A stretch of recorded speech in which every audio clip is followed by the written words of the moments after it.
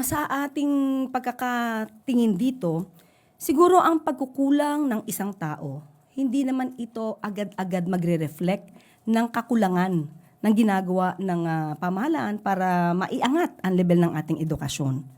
Kung may pagkakamali or pagkukulang ang isa, ay maaari naman niyang i-level up yung kanyang sarili, lalo-lalo na marami na po tayo mapag-aaralan through internet, using Google search, and lahat ng mga maaari nating i-search through using the computer system. Hindi po nababahala ang ating Pangulo dahil sa atin po, sa panahon po ngayon, lahat po ng paraan ay ginagawa po natin para maiangat po ang level ng ating edukasyon.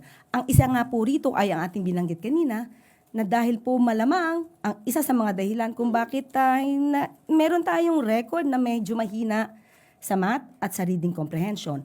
Kaya po ang suggestion nga po dito sa EDCOM 2 ay maiangat muna natin yung foundational years ng mga bata.